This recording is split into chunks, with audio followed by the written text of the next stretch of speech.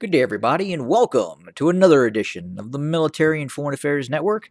I am your host, the voice of reason. Today, January 26, 2022, we are continuing our look at the ongoing situation between Ukraine and in Russia. And as always, we're going to start the video out by looking at news headlines of both mainstream and not so mainstream media outlets. So, specifically in regards to Russia and Ukraine, here's what we have. New York Post: Russia warns of retaliation if demands not met as Ukraine crisis builds. New York Post.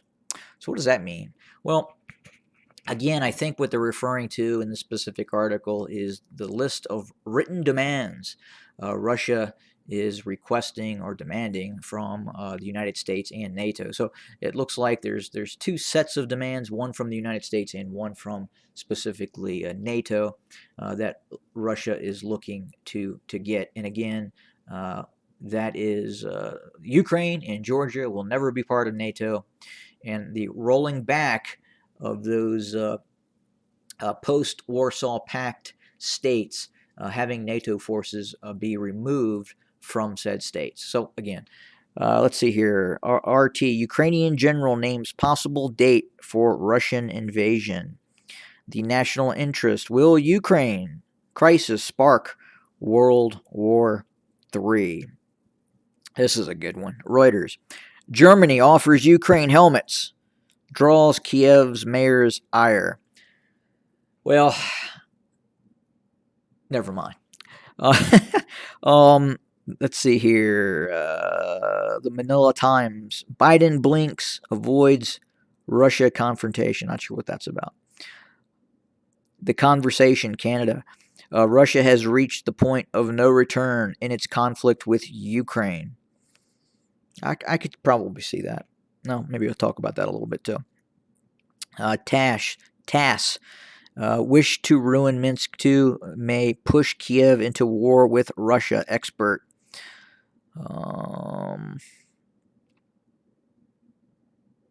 Kiev Mayor Klitschko, the old heavyweight champ: we are ready to defend our city. Los Angeles Times: U.S. to answer Russia demands on Ukraine today. Moscow signals it will reject response. iNews: Russia gains much from threats to invade, but knows that exactly doing so would be a disaster. Well, I mean, the winter war against Finland was, by some aspects, a disaster, but it still happened. The Raw story: every indication Putin plans force by mid-February. And it kind of just continues. Again, a lot of talk about Putin's recent, within the last 24 hours, responses in terms of talks of retaliation and kind of, again, those military technical responses. We continue to see the buildup of forces. Looks like further electronic warfare assets have been deployed, and the deployment of further forces into Belarus continue. So again, we really don't know where this is going to end. But I mean, if we fast forward and nothing happens, well, I would say Russia has conducted a very large military operation and is definitely greasing its wheels in terms of deployment capacity. And again, we've not really seen NATO respond. So any aspect of a reforger type of operation, maybe not into Ukraine or Poland or anything to further antagonize the situation, but you could do a reforger into other places. And again, I must emphasize, we have not done any reforger operations. And what I mean by that, mobilizing a U.S. heavy division or multiple heavy brigades. In all likelihood, if we ever were to come to blows with Russia, meaning an active high-intensity warfare, you would need to deploy huge amounts of forces from the United States. That is a absolute a necessity that would have to happen, and more than likely, you would see units such as here, Fort Hood, Texas, home to the 1st Cavalry Division, Heavy Armored Division. These units obviously would need to be deployed on railhead and deployed to a port, put on ships, and then moved overseas. So what you're looking here are individual battalion motor pools. Each one of these is a battalion, either armor, mechanized infantry, Bradleys, or composite battalions of both. And again, these forces would need to be put on ships and moved overseas. So again, very, very vast, very large military base with reserve capability as well in North Fort Hood. But we're not doing that. We're not seeing that happen, and who knows what the cause of that is. But that would be a first step. But again, we're not seeing that happen. So, and again, if we look at the situation and nothing happens, probably I would say that Russia ends up on the bad side of nothing happening, and that calculus is based on what would happen after. Obviously, Ukraine, Estonia, Latvia, Lithuania, Poland see the current movement of these large forces by Russia to its western area of operation as a threat. So that is a cause, and then there will be an effect. And needless to say, that will probably cause Ukraine to gravitate more towards NATO and the West. It will probably also encourage it to enhance its military and probably enhance its military greatly. And again, fast forwarding 5 years from now, Putin could find himself with a Ukrainian military that could be many, many times more of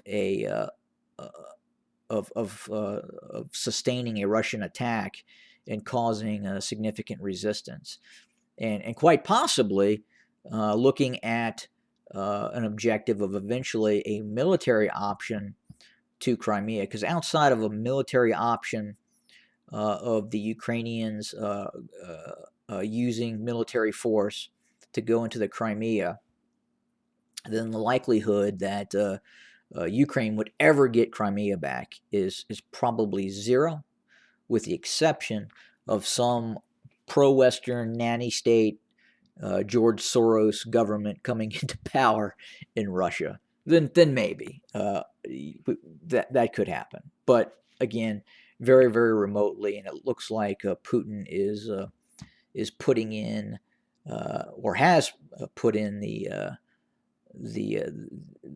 strategy to prevent that actually from happening with possible future leadership selections after he is gone. But again, very hard to rule out, and that may also be in his calculus as well, meaning Putin's. But again, Russia does nothing in this current environment. Then obviously 5 years from now, things could look quite a bit different in terms of capability with Ukraine, or even capability with Lithuania, Latvia, and Estonia. And it may come to the point where Russia would have great difficulty if it decided to move on Ukraine at a certain point, if Western technology and weapons continues to flow into Ukraine.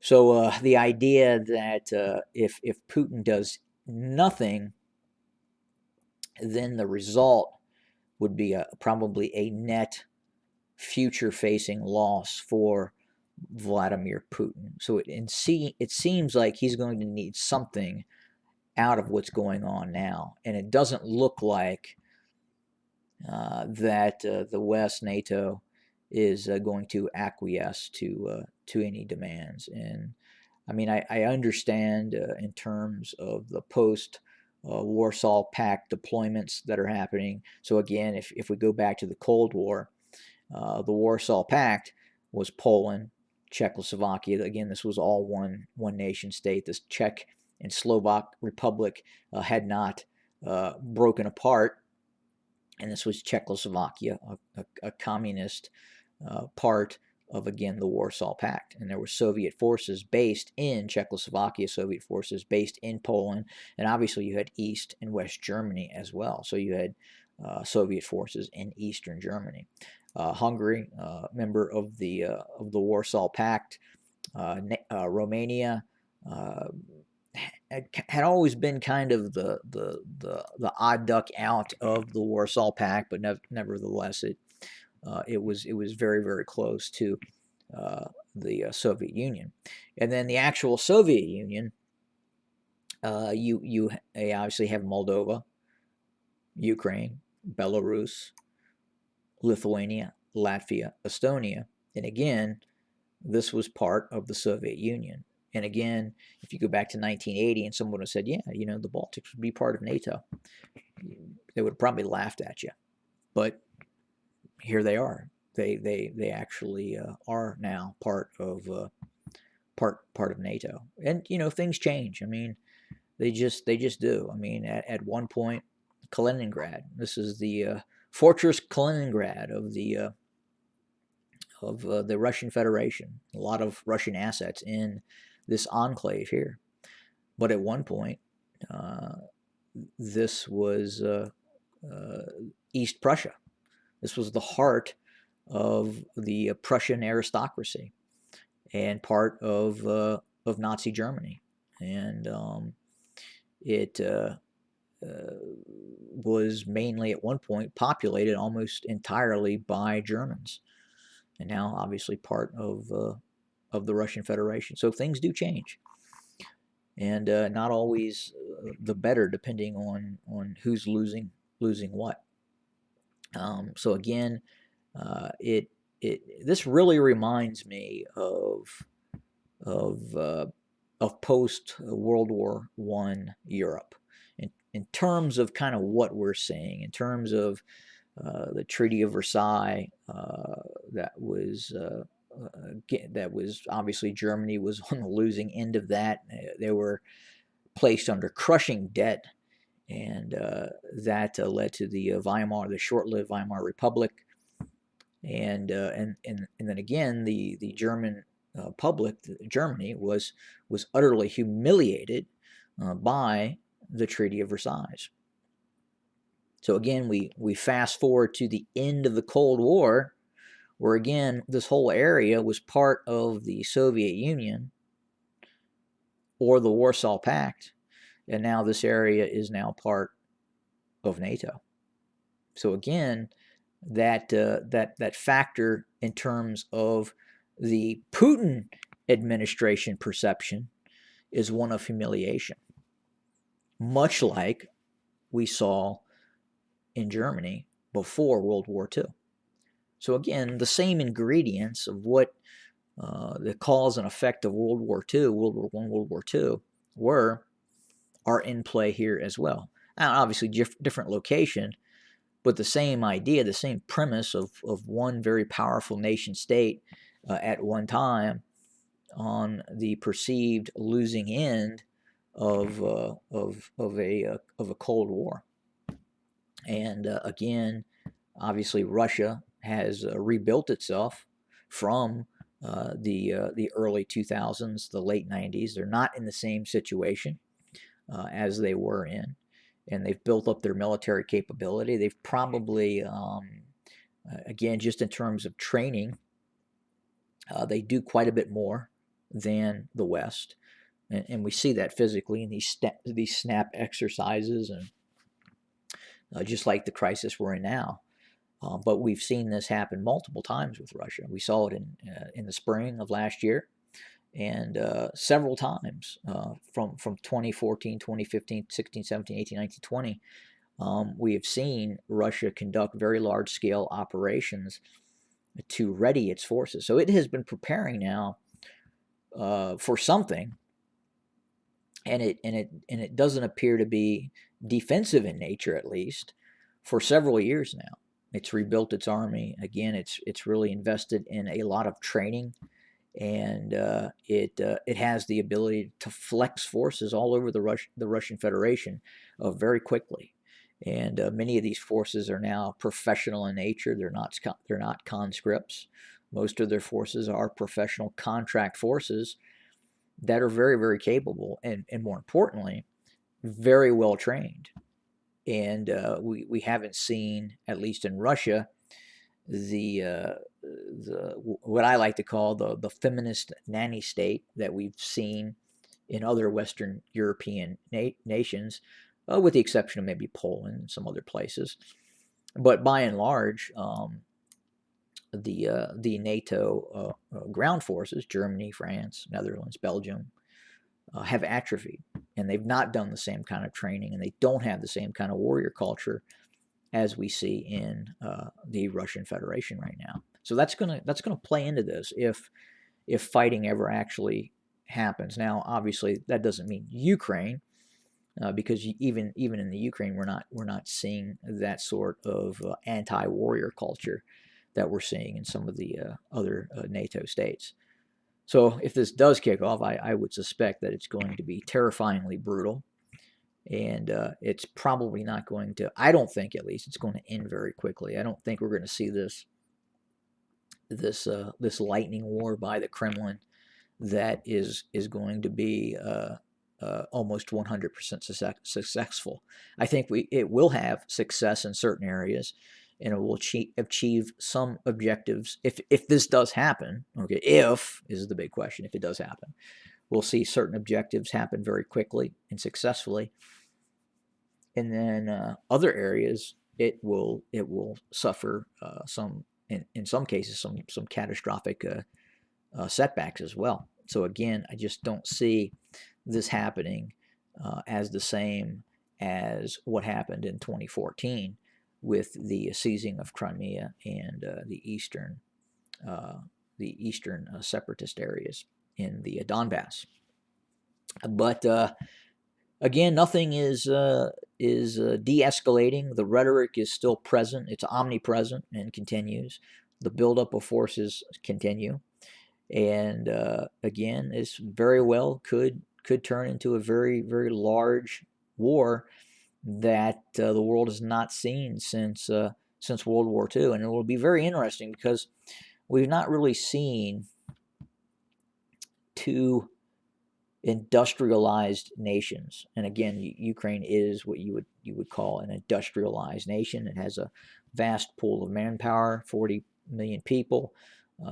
And again, this is what Russia is looking at, that industrialization that it would take if it seized areas of Ukraine. If you look here, you can see that industrialization that existed. So in the case of, let's say, the Iraqi war between the United States and Iraq, when the United States invaded Iraq in 2003, Iraqis didn't have this.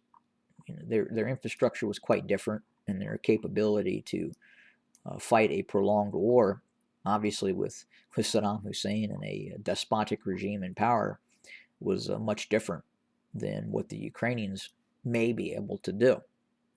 So again, that industrial capacity that exists in the Ukraine is huge. Just look at this.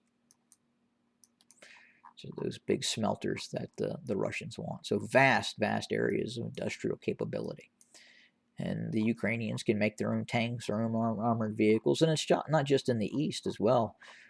They have that capability in other areas too. So if you go all the way to the west, and I believe it is Lviv here, another big western city, very large city in western Ukraine. Again, large amounts of industrial capacity.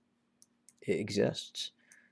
So again, this is going to be a conflict the like of which we've not seen really since World War II, since a great power conflict.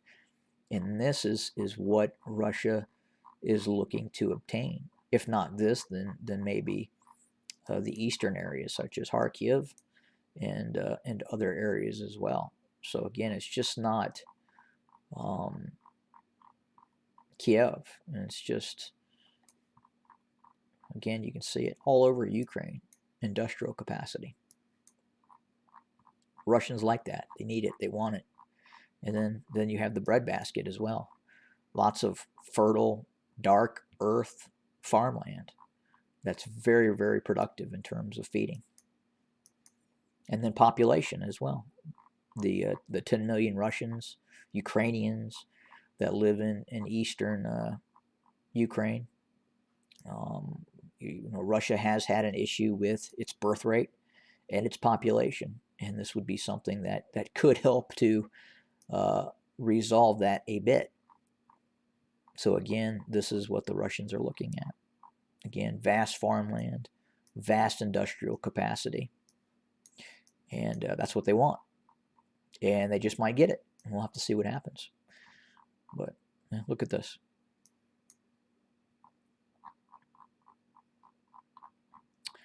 But that's our video for today. More to come very, very soon. Have a good day, everybody.